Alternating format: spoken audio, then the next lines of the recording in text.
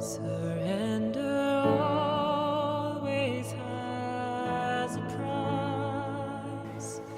Okay, so we were looking at, please note that Jesus and the Father always had the same will. All of Jesus' activities are to reveal the Father's character, which had been horribly misunderstood. During this crucial and critical moment in the garden, what he is experiencing, I dare not even try to put into words. It is impossible to fathom and explain in human language what he experienced. In the midst of this horrendously horrifying experience, he's telling the entire universe and us what the Father is like.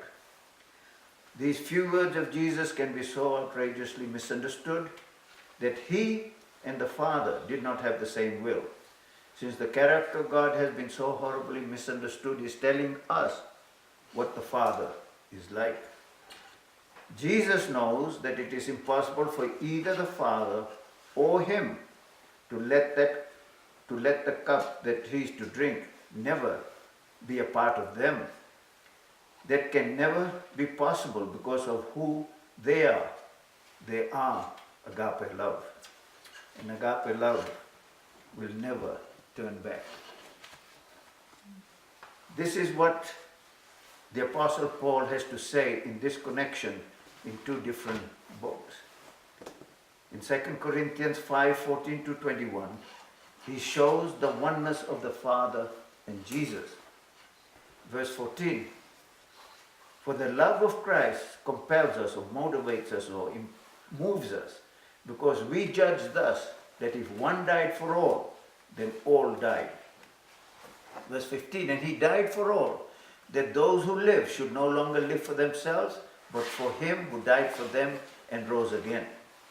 So what, in verse 15, when Paul is stating this, for the love of Christ compels us because we judge thus, if one died for all, then all died. Now think of this. Then when he next says in the next verse, and he died for all, that those who live should no longer live for themselves, but for him who died for them and rose again. If a person is dead, can he live by good and evil? So that's what he's saying. We are all dead in Christ Jesus. So if you are dead in Christ Jesus, you cannot react to anything in the good and evil way, because you are dead. So that's what we are. If we are really dead, you can punch me and you can do whatever. It's not going to make any difference. I'm dead already. See? Whatever you want to do, I'm dead already.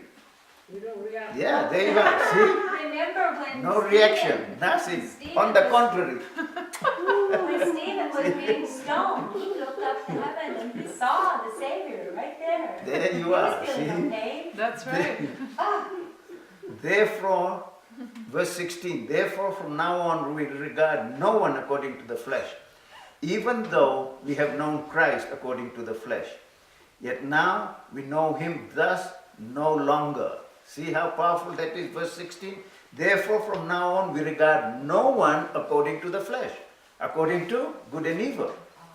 Even though we have known Christ according to the flesh, yet now we know him thus no longer. What does that mean? We have known Christ according to the flesh. That is, I'm going to touch on that.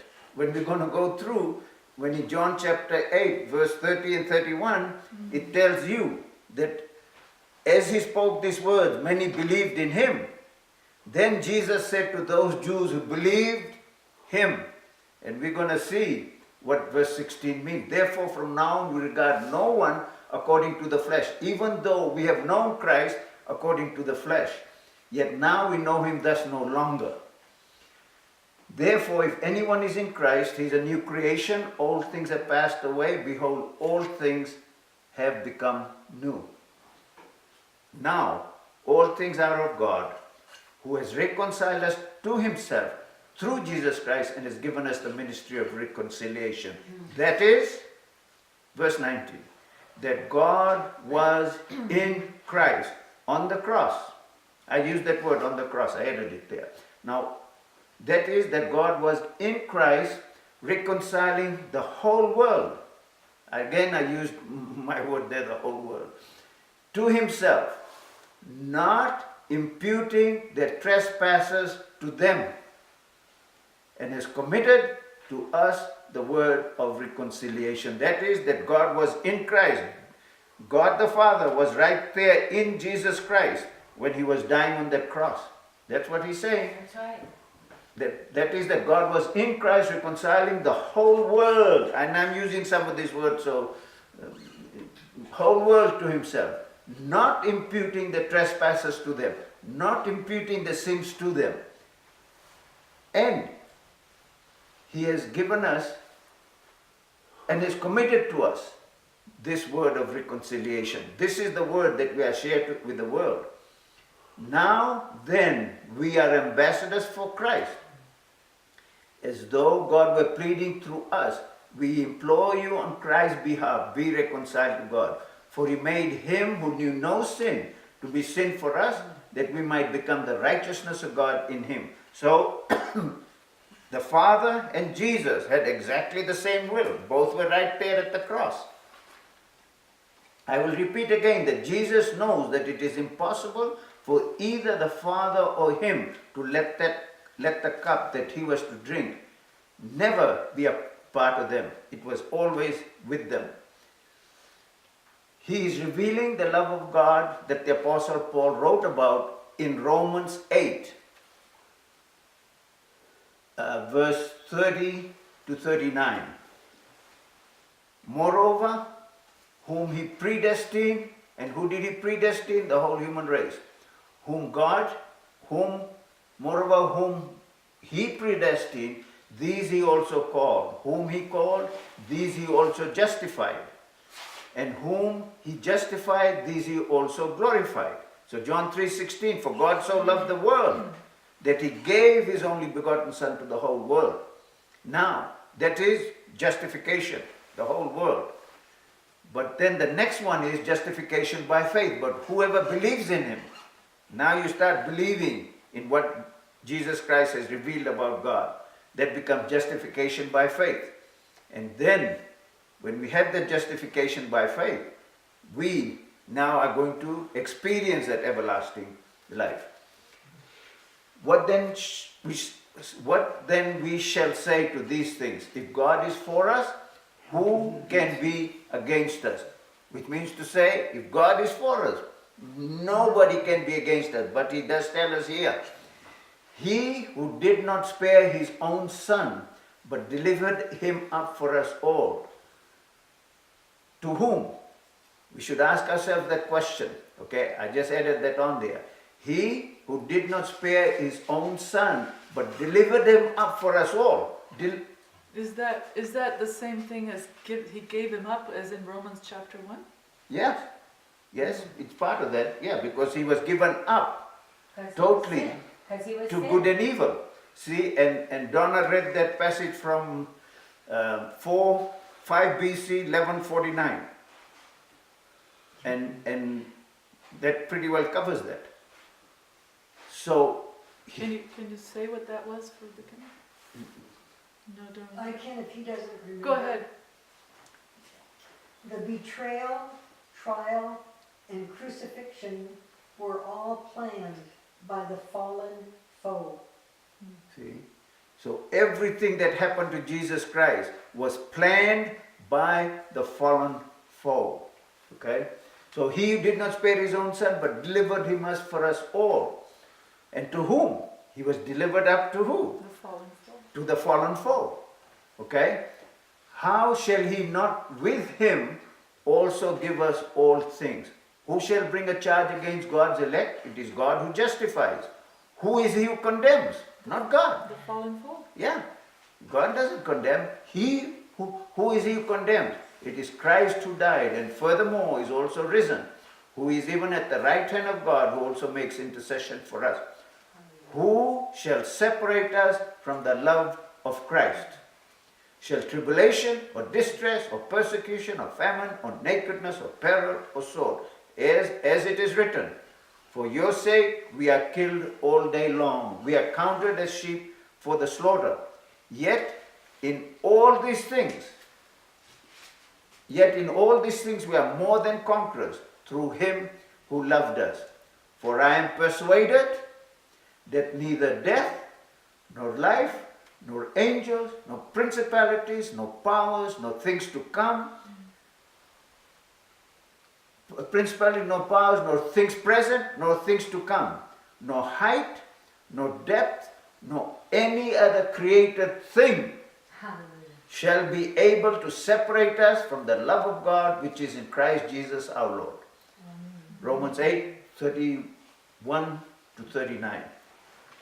Now, I want us to look at John 14. John 14. And we covered this a bit earlier on, but we're going to go through it again. John chapter 14, verse 12.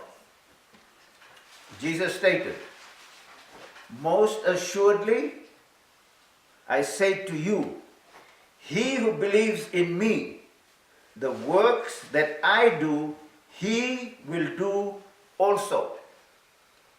And greater works than these he will do, because I go to my Father. Wow, that's rather a powerful statement, isn't it? How can we possibly do greater works than Jesus Christ ever did? And everybody turns around and says, yeah, the greater work that we will do is because Jesus was one person and now we are millions, and that's the greater work that we will do. That's partly the truth. We will see what that means, okay? Now, we touched on this earlier on today. It is completely, when Jesus makes that statement, it is completely centered with the high priestly work of Jesus Christ in the throne room of God. All of his earthly ministry, what transpired in the garden and to the cross, had its application. Greater works than these he will do because I go to my Father. Now we have to just look at Malachi chapter 4 verses 5 to 6. Okay? Malachi chapter 4 verses 5 to 6. Behold, Malachi chapter 4 verses 5 to 6. Behold, I will send you Elijah the prophet before the coming of the great and dreadful day of the Lord, and he will turn the hearts of the fathers to the children, and the hearts of the children to the fathers, lest I come and strike the earth with a curse. So, when we read this passage here, this is talking of Malachi. Before I will send you Elijah the prophet, as Malachi is stating, before the coming of the great and dreadful day of the Lord. That is the second coming. And he will turn the hearts of the fathers to the children, and the hearts of the children to the fathers, lest I come and strike the earth with a curse. And we know what the striking of the earth by curse means. That if we don't conform to Jesus' revelation, we allow ourselves to go into the other domain, and from that domain we experience all the curses. So, what is this Elijah that is to come before the great and terrible day of the Lord? Well, we know that Elijah the Tishbite, when he made the statement, how long will you waver between two opinions? If the Lord is God, follow him, and if Baal, follow him. Then the second Elijah comes, with Jesus identified as who? John the Baptist. That was the second Elijah. John the Baptist Jesus identified John the Baptist as the second Elijah. So the third Elijah is going to be people who will be giving this message, which is the three angels' message, and in the three angels' message is saturated the total character of God. It's in the three angels' message. And then the fourth angel will lighten the earth with the glory of God. And then in Romans 23, if we turn to Romans 23, you're going to see something there. And don't forget, Jesus has done all of this on the cross. But the application of what Jesus did on the cross, Romans 23? Romans chapter 16, verse 20. I have been corrected so many times on this. And I keep saying Romans 20 when it's Romans 16, verse 20. You actually said 23 this time. Yeah. So Romans chapter 16, verse 20 reads, and the God of peace, emphasis, the God of peace, shalom, no violence in him. He was what? Total non-violence. The God of peace will crush Satan under your feet shortly. So this is the greater work we will do. Because if Satan's, no question, Satan's head was crushed on the cross, wasn't it? Yes. It was crushed on the cross because the rest of the universe saw what happened on the cross, and they no longer had any question or doubt in their mind about God. Jesus gave that revelation there. It became sealed, settled. And Satan could no longer go back and forth. He knew it was over. He was cast out.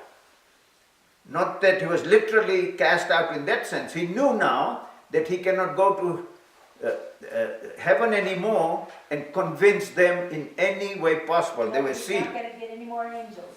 Exactly. So this verse, what this verse means, that when you and I will come to understand the character of God, the God of agape love, with no violence in him, that Jesus revealed, the God of peace, when we are settled with this understanding, Satan's head is crushed under our feet. Why? Because he can no longer fool us, deceive us, teach us his lies about God's character.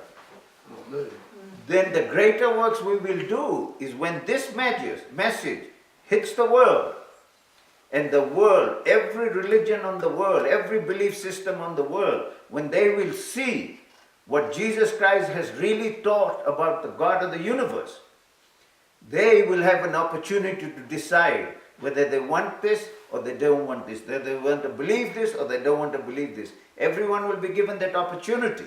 And the ones in the world, scattered all over the world, that will believe Jesus' revelation of God, Satan's head will be crushed. So this is the greater works that we will do. And I Go was ahead. looking at this Romans 16. In verse 25, there's an interesting verse there. Go ahead. It says, now to him that is of power to establish you according to my gospel and the preaching of Jesus Christ, according to the revelation of the mystery which was kept secret since the world began. There you are. What is that? And the mystery, What is that? Give the verse there to Romans 16. 16:25. What is that mystery that has been kept secret? Messiah in you, the hope of glory. Yeah, the It- Father's character. Yes. It's the character of God. I would like to comment on that. if I Go may. ahead. You'll read it in my book. Go ahead. But if you read that verse very carefully, Yes, the mystery is not Christ in you, the hope of glory. No. right. The mystery is God the incarnation, which is God the Father partaking of humanity, and because of that mystery, we receive the riches of that mystery, which is Christ in you, the hope of glory. Which is the Yes. character of God. Yes, we receive the riches of that mystery, but the mystery itself is the incarnation. Good, good. Makes sense. Yes, it does. And It fits. is that also in Revelation 10, verse 7, about the seventh trumpet? And the Incarnation. mystery of God should be Yeah, finished? incarnation That's is resurrection. What is- The same as what- resurrection. the message is Incarnation? Yeah. complete. Oh. No, incarnation is birth. the birth. Yeah. Okay. So what means that, and what Donna says is true, that it's going to reveal through that what God is like. See? Okay, so if we go to verse 26, speaking of the mystery is now made manifest, right? And by the scriptures of the prophets, according to the commandment of the everlasting God, made known to all nations for the obedience of faith. There you are. See? So it is God that is being revealed. Correct, through Donna? Jesus Christ. God is being revealed Yes. Through Jesus absolutely. Christ. through Jesus Christ. Yes, absolutely. Yes.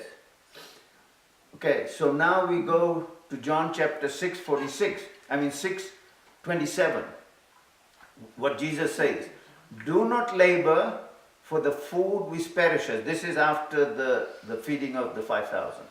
Do not labor for the food which perishes, but for the food which endures to everlasting life, which the Son of Man will give you, because God the Father has set his seal on him. So God the Father set his seal on him. And in Matthew 17:5, God the Father set his seal on Jesus Christ. When on the Mount of Transfiguration, you had Moses and Elijah. And Peter said, let's build 3 tabernacles here. And while he was saying all of that, God the Father stepped in and spoke and said, stop all of that thinking. I'm paraphrasing. None of that. Stop thinking of making a tabernacle for Moses and Elijah. The most important thing for you all to know is that this is my beloved Son in whom I am well pleased. You all hear him. I just paraphrased it, okay? Amen. See, he said, you hear him. And if we don't hear him, then what we have done, we have made God a lie. And I'm going to read the verse on that when God the Father himself has spoken and said, you listen to my Son, the whole world, every religion on the face of this earth, if you believe that there's a God of the universe, then the God of the universe has spoken and said, before the second coming, my Son is the one every person on the face of this earth should be listening to. Hear what he has to say. Don't hear anybody else. Don't worry, Moses and Elijah is there. Yes, they are there. But you listen to my Son. Amen. That's- the foundation. That's what Jesus said. Because God the Father has set his seal on him. Yes, yes. And then verse 46. Not that anyone has seen the Father except he who is from God. He has seen the Father. So what Jesus is stating, and don't forget, other people had seen the Father. We saw this in John chapter 1 verse 18, 17 and 18. The law was given through Moses, but grace and truth came through Jesus Christ. No one has seen God at any time. The only begotten Son, who is in the bosom of the Father, he has revealed him. Amen. That's what that means. So here Jesus in verse 46 is saying exactly the same thing. Not that anyone has seen the Father except he who is from God, he has seen the Father. What he's stating, and it's very hard for people to accept this, that whatever the Old Testament is stating about God, yes, it's written there. Moses and Elijah were on the Mount of Transfiguration. It is written there, but God the Father said, listen to my Son. And when Jesus is teaching things from the Old Testament, and he is giving a revelation of God, when he says, it was written, but I say to you, that's the person we should be listening to. Why? Because he turns around and says, to love your enemies, bless those who curse you, do good to those who hate you, pray for those who spitefully use you and persecute you, that you may be sons of your Father in heaven. For he makes his sun to rise on the evil and the good, sends the rain on the just and the unjust. And then he ends the whole section there with verse 48 of Matthew 5. Be ye perfect as your Father in heaven is perfect. See? So not anyone has seen the Father except he who is from God. He has seen the Father.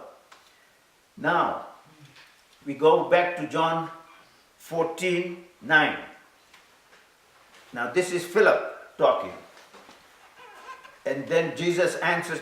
Philip asks the question. Philip said to Jesus, Lord, show us the Father and it is sufficient for you. Can you imagine? After all this time Jesus is telling them, well, sir, Jesus, show us the Father. And Jesus turns around and tells Philip. Jesus said to him, have I been with you so long and yet you have not known me, Philip? Oh, He who has seen me has seen the Father. So how can you say, show us the Father? See? The Apostle John is the one who said, and I just read that to you, for the law was given through Moses, grace and truth came through Jesus Christ. No one has seen God at any time. The only begotten Son, who is in the bosom of the Father, he has declared him. John chapter 1, verse 17 and 18. In John 8:38, Jesus says, I speak what I see with my Father, and he's talking, I'm going to cover this very thoroughly, but I'm just stating it here now the way it reads. I speak what I have seen with my Father, and you do what you have seen with your father. And dear ones, when we get here, it's going to be really something that is mind-opening, what Jesus exposes, what Jesus teaches, what Jesus reveals, proving that the God of the universe is totally non-violent. We will see how he proves it. The God of the universe is totally non-violent. Now, again I said, I'm going to go in much depth, but I'll just read you from verse 40 of chapter 8 again. He's talking to these people from verse 30 and 31 of chapter 8. But now you seek to kill me, a man who has told you the truth, which I heard from God. What did their father do that they now wanted to do? You are of your father the devil, and the desires of your father you want to do. He was a murderer or manslayer from the beginning, and does not stand in the truth, because there is no truth in him. When he speaks a lie, he speaks from his own resources, for he is a liar and a father of it. I'm going to really explore this in much depth hopefully before we finish this afternoon study. Then Peter answered and said to Jesus, Lord, it is good for us. This is going back again to Matthew 17:5, and I said I keep repeating myself. Then Peter answered and said to Jesus on the Mount of Transfiguration, Lord, it is good for us to be here. If you wish, let us make here 3 tabernacles.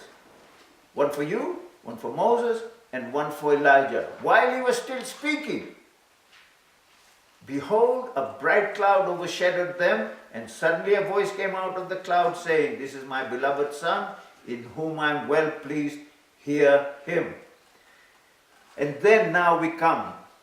If we don't listen to Jesus, and if we don't listen to his revelation of God, and we totally deny what Jesus has revealed of God, this is what the Apostle John wrote in his epistle. In 1 John chapter 5, verses 9 to 10. And I'm reading verse 9 now.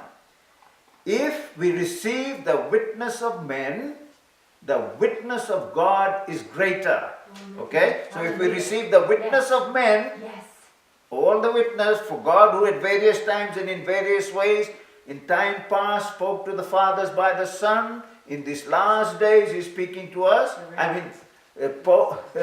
Who spoke to us through the prophets, in these last days he's speaking to us through the Son. Okay? So if we receive the witness of men, who all pointed to Jesus Christ as the final witness, the witness of God is great. And what was the witness of God? This is my beloved Son, in whom I am well pleased, hear him. That's the witness of God, is greater.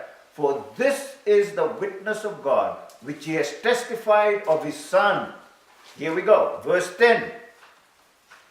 He who believes in the Son of God has the witness in himself. See what happens? When we're going to believe Jesus Christ's revelation of God's character, of who God is, the witness then will be in ourselves. It will be in us. He who believes in the Son of God has the witness in himself. Now, look at what John is stating. He who does not believe God, and what had God stated? This is my beloved Son, and listen to him. Hear him. He who does not believe God has made God a liar, has made him a liar. So can you imagine the depth of what is stated there? That if we don't listen to Jesus and his teaching and his demonstration of God's character, we have made God a liar. So when we let the Old Testament be our final authority in revealing God's character and not Jesus' revelation, then we have made God a liar, because he has not believed in the testimony that God has given of his Son. There you are. I'll read it again. Verse 10, he who believes in the Son of God has the witness in himself. He who does not believe God has made him a liar, because he has not believed the testimony that God has given of his Son. Okay, I'll read this last one, and then the 30 minutes is up. We'll go to the next one. Whoever transgresses and does not abide in the doctrine of Christ does not know God. 2 John verses 9 to 11. Whoever transgresses and does not abide in the doctrine of Christ does not have God. Period. If we deny Jesus Christ's doctrine, Jesus Christ's teaching, we do not have God. He who abides in the doctrine of Christ has both the Father and the Son. Imagine. See? He who abides in the doctrine of Christ has both the Father and Son. If anyone comes to you and does not bring this doctrine, do not receive him in your house, nor greet him, for he who greets him shares in his evil deeds. Now what is John stating in verse 10? I mean, come on, John, how can you do this? So if somebody comes and says God is a killer and a destroyer, the Old Testament can prove it and all of this stuff, then we say, do not receive him in your house or greet him, for he who greets him shares in his evil deeds. No, that's not what it is saying. What he's saying is, if anyone comes to you and does not bring the doctrine that Jesus is revealing of the Father, never believe whatever he says. Don't fall for it. Do not receive him into your house or greet him. Don't get involved and let yourself be swayed. But you cannot be swayed. We know that. Once you are solidly grounded in this, nothing will sway you. But that is saying, don't even go there. So don't even get involved with unnecessary arguments and discussion. Let them have their say, let them do it, you just stay quiet. Because if they don't want to listen, you are throwing your pearls before swines. If anyone comes to you and does not bring this doctrine, do not receive him to your house, nor greet him, for he who greets him shares his evil deed. And what the pearl means is that you have to be wise.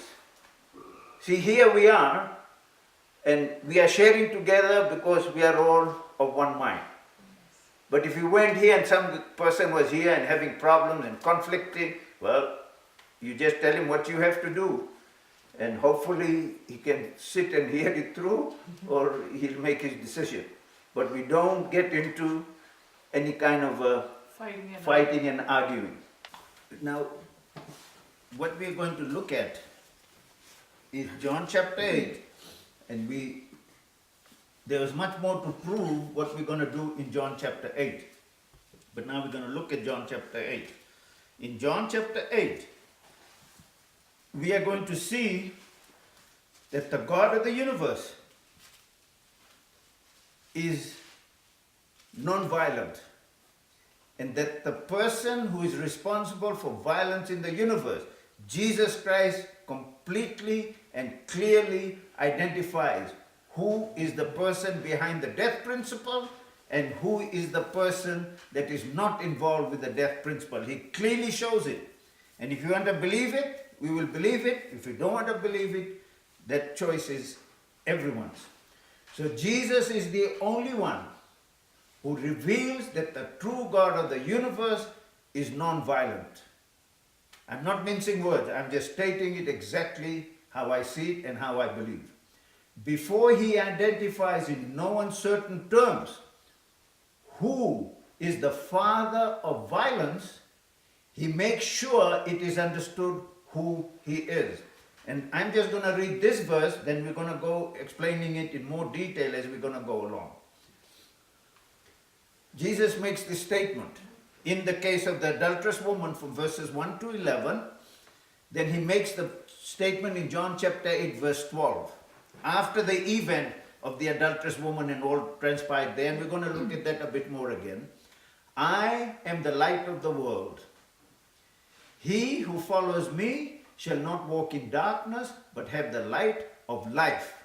So you're going to have the light of life. So which means to say, I am the light of the world. He who follows me shall not walk in darkness. So if he is the light of life, then this darkness is the life of what? Death. The death principle is in the darkness. Jesus as the light of the world is the light of life. Big difference. One is the death principle.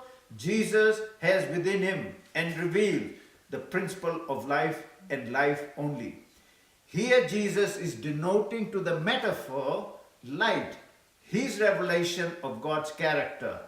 He is faithfully merciful in things pertaining to God. Hebrews 2:17. Jesus is. Because he is revealing what God is like, the light of life. In his revelation that God is the source of life only. Nothing whatsoever that has to do with death belongs either to God, his rule of law of agape love, or to Jesus.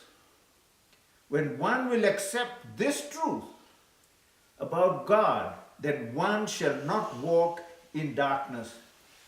With what Jesus has just proclaimed in the minds of his Jewish audience, he has identified himself completely with God. They know that.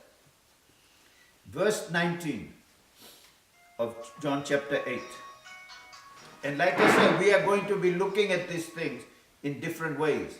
Right now I'm just going to these verses, but we will be going into more involved as we continue. And I'm sorry, I'm reading from Isaiah chapter 60 verses 19 and 20. 60. Isaiah 60 verses 19 and 20. The sun shall no longer be your light by day, nor for brightness shall the moon give light to you. But the Lord shall be to you an everlasting light, and your God your glory. Verse 20. Your sun shall no longer go down, nor shall your moon withdraw itself, for the Lord will be your everlasting light, and the days of your mourning shall be ended. Okay. I'm going back again now to verses 1 to 12. I finished with Isaiah 60, okay? Now back to John chapter 8, verses 1 to 12. His audience in verses 1 to 12 of John chapter 8 are people he taught in the temple, into whose midst the scribes and Pharisees brought an adulterous woman. Among all of the people that were present, the Pharisees confronted Jesus for the singularly preeminent assertion he had made about himself. The antagonized Pharisees unhesitatingly declared Jesus was a liar because his claim was not valid. So after Jesus says, I'm the light of the world, he who follows me shall not walk in darkness, but have the light of life. The Pharisees in verse 13 turned around and said to Jesus, the Pharisees therefore said to him, you bear witness of yourself. Your witness is not true. So they saying, Jesus, you're a liar because you are just talking for yourself. Your witness is not true. Jesus explicitly implies, because he knows who he is, that his personal witness of himself is true. He is the way, the truth, and the life. To know the God of the universe, he is the only person. Therefore, he can make the declaration, I am the light of the world, he who follows me shall not walk in darkness, but have the light of life. He who has seen me has seen the Father. To elevate oneself to such a supreme status that belongs to God alone would be the height of blasphemy, ultimate evil, and absolute arrogance if he was not who he claimed to be. But he could say that because he knew who he was. If he wasn't that, then he is utterly what? Mentally off. Yeah, because you start, imagine somebody coming around here and saying the stuff that Jesus said. We'd look at him and say there's something seriously wrong with this guy. But Jesus could, because he could systematically identify who he was, and he proved who he was. Then he turns around and says, he told them, you do not know where I come from and where I am going. Okay? Verse 14, Jesus answered and said to them, even if I bear witness of myself, my witness is true. For I know where I came from and where I am going, but you do not know where I come from and where I am going.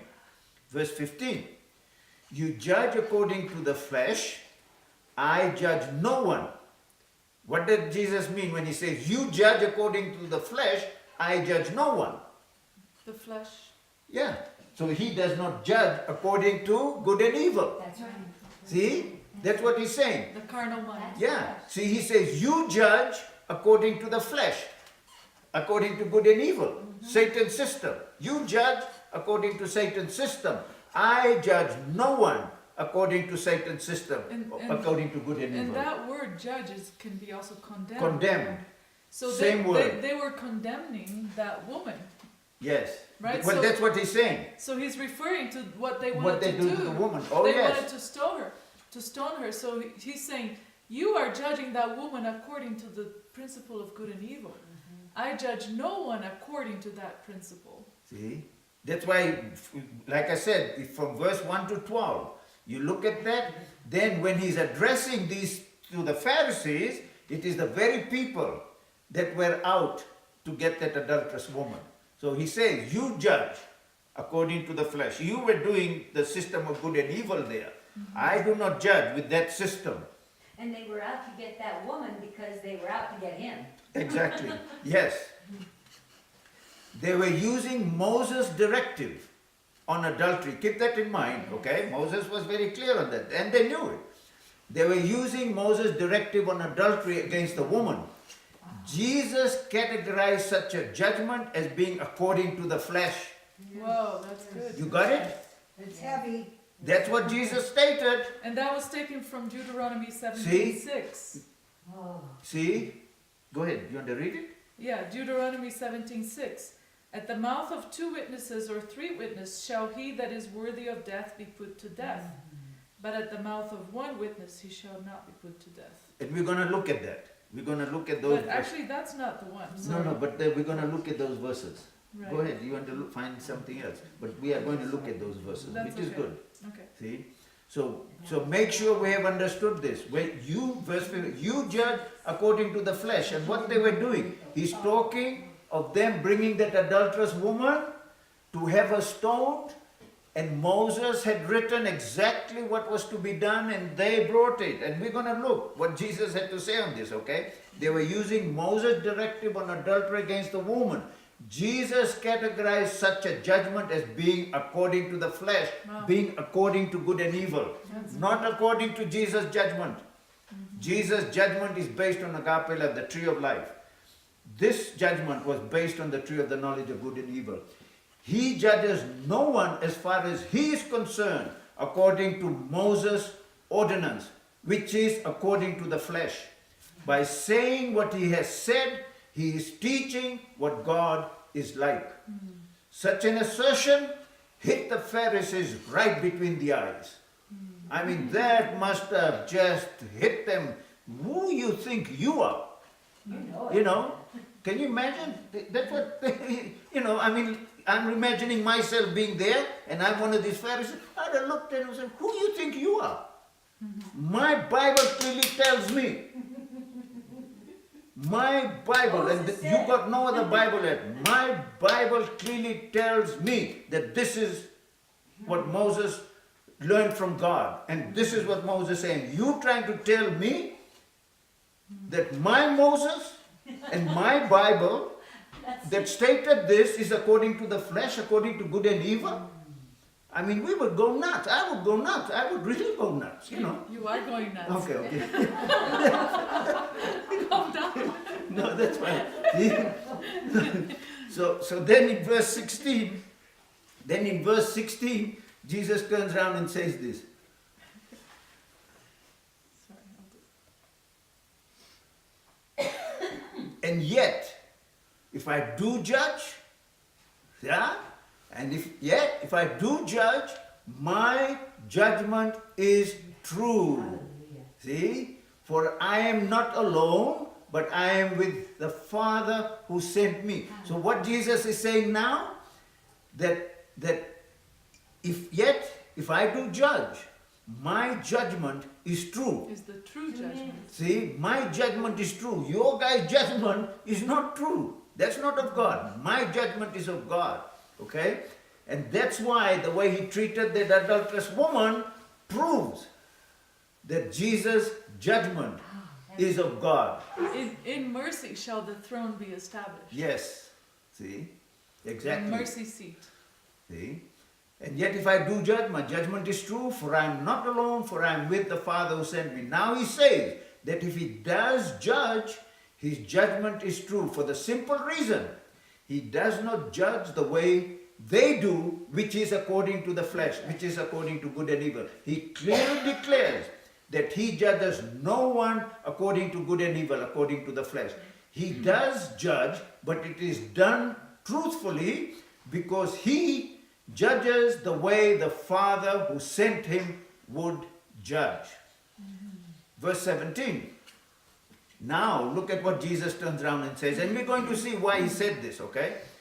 It is also written in your law. Whoa, how come it's your law? I mean, if you were the person that was involved with it there in the Old Testament, you would have said, my law. But you are saying, it is written in your law that the testimony of two men is true. I am one who bears witness of myself, and the Father who sent me bears witness of me. So what he has done here, he has fulfilled what their law wanted. Jesus didn't need to bring the Father in the picture. He didn't. Because of who he is.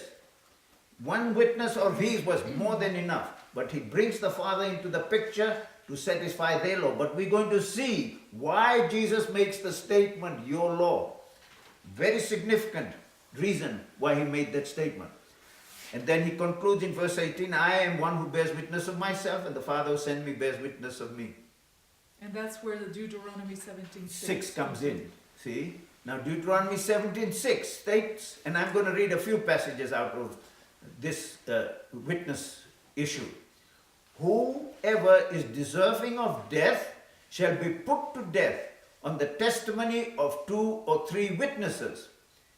He shall not be put to death on the testimony of 1 witness. Now this is, again, we have to look in terms of the adulterous woman. So the whole bang lot of them came. Forget 2 or 3 witnesses. You know, a whole lot of them came to be witnesses that they caught this woman in the very act. One verse, Deuteronomy 19:15. 1 witness shall not rise against a man concerning any iniquity or any sin that he commits. By the mouth of 2 or 3 witnesses, the matter shall be established. And I'm going through, like I said, using verses to solidify where we are going and what we are looking at. Numbers 35:30. Whoever kills a person, the murderer shall be put to death on the testimony of witnesses.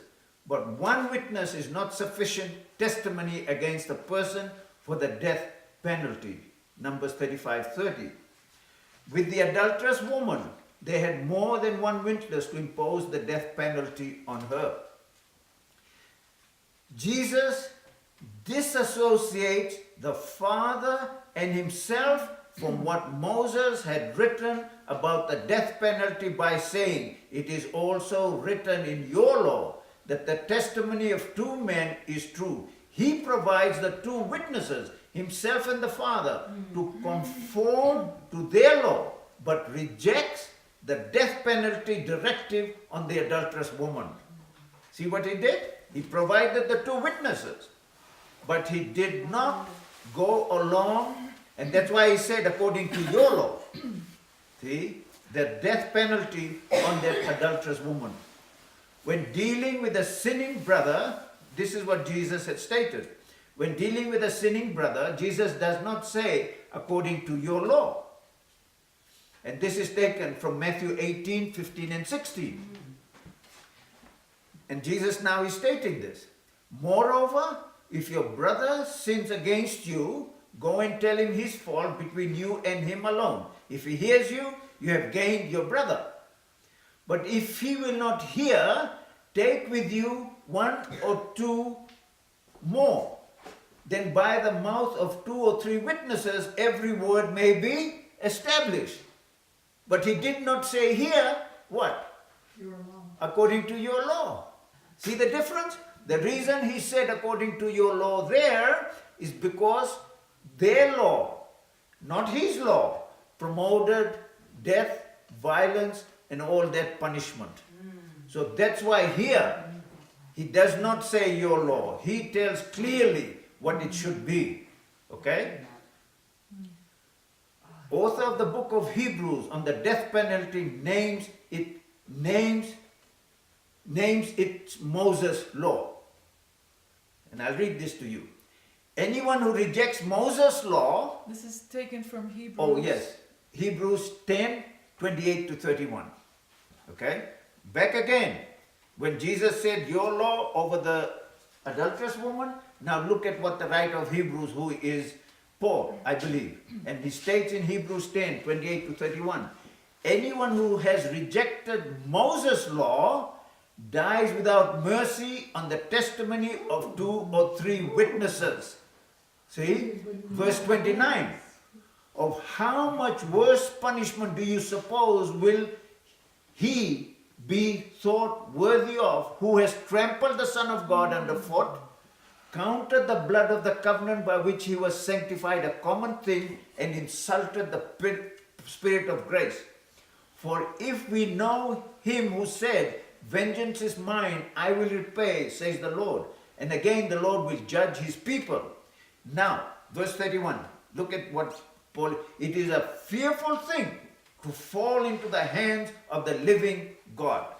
Okay? And that is taken from Hebrews 10, verses 28 to 31. Now let's look at these verses. So anyone rejects by Moses' law, without mercy on the testimony of 3 witnesses, of how much worse punishment do you suppose will he be thought worthy of who has trampled the Son of God? Now keep thinking, how does anyone trample the Son of God? Everything Jesus taught, everything Jesus revealed, everything Jesus taught of the Father. You say, no. I believe what the Old Testament says, and I'm not going to believe what you say. You have trampled the Son of God underfoot. Yes. Counted the blood of the covenant by which he has sanctified a common thing, and insulted the Spirit of grace. Now when you have done that, and God's Spirit is convicting you, God's Spirit is showing you that don't you look at the Old Testament and attribute to God these killing principles. And you are convicted, but you don't want to go there. You want to hang into that Old Testament. Then he says, has trampled the Son of God, counted the blood of the covenant by which he was sanctified, a common thing, and insulted the Spirit of grace. So when the Spirit of grace is convicting you, showing you, you have insulted the Spirit of grace.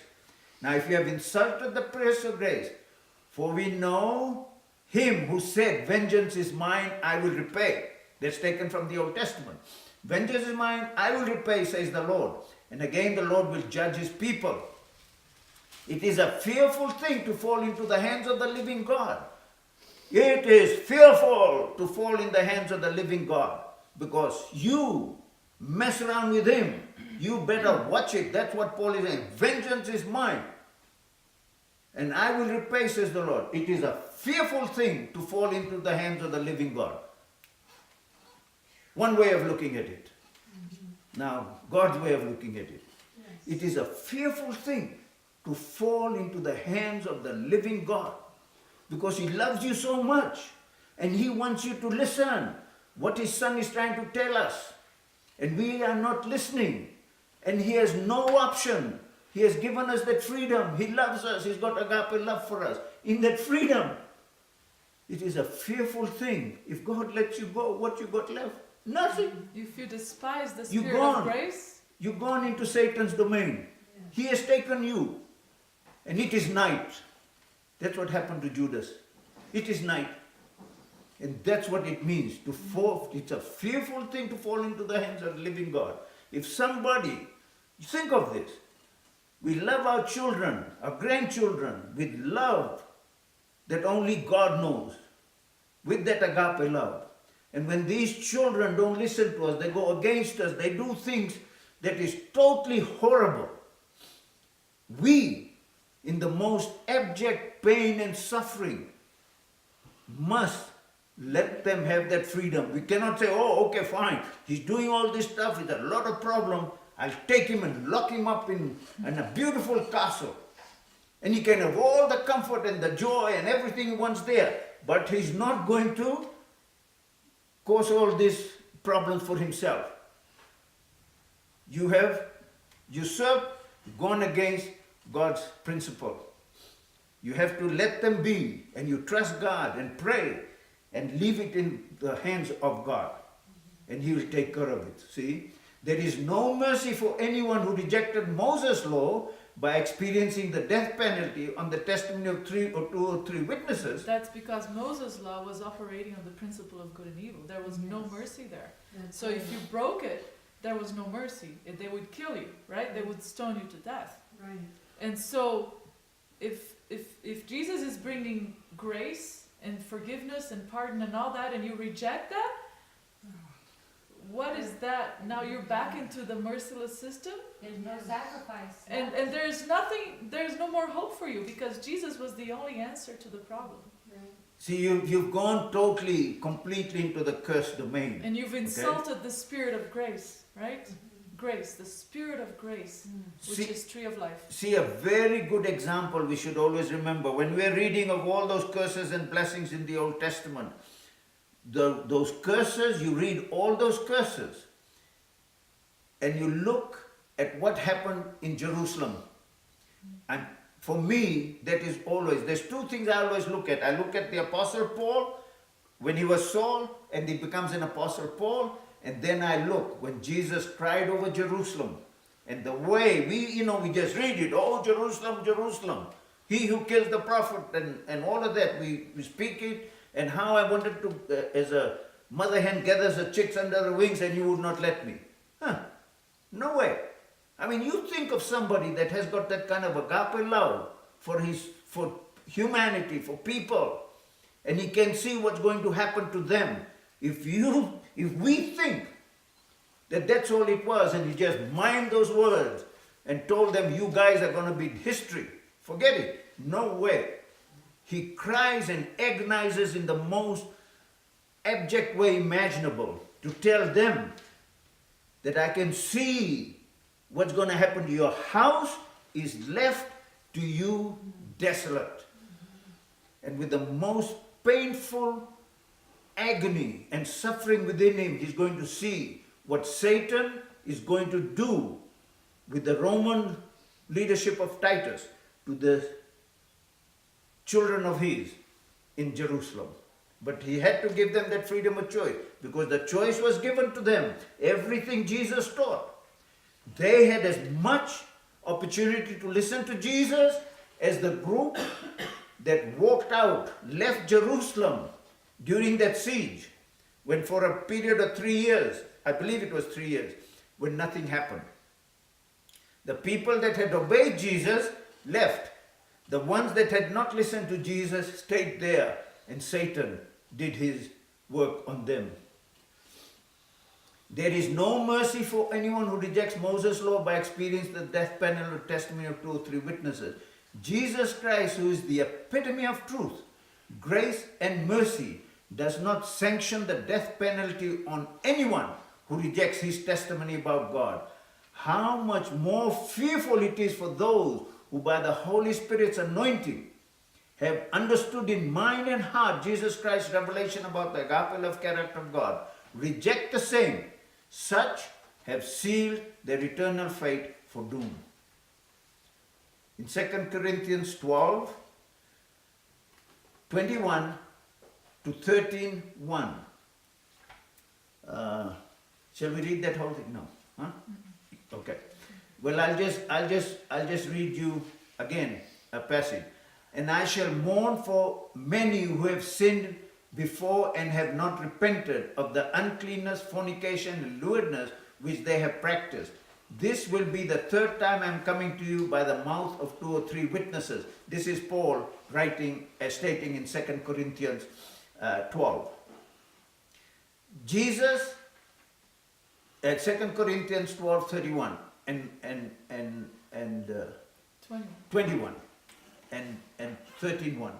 Jesus, the ultimate truth, fulfills the law and the prophets by giving a correct understanding of what is God's way.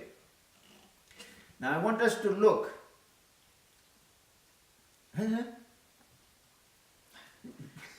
thought you were in John. No, sweetheart, don't skip that one. No, don't skip that one. See, no, that is part of this very important part of the study. You skip that one, we're missing a lot. Okay? So what we're going to look at, Hebrews chapter 3, verses 1 to 6.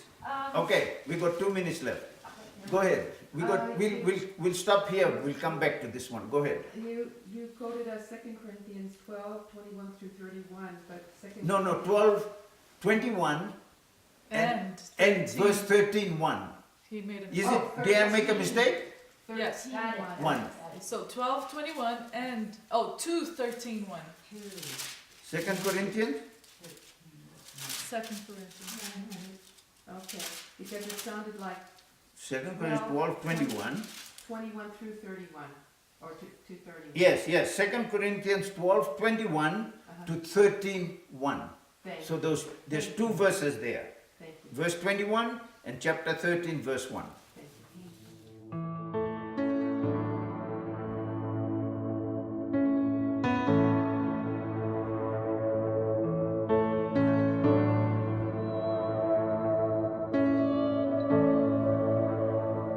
Surrender always has a price. Commitment comes with sacrifice. But when God's love gets through to us,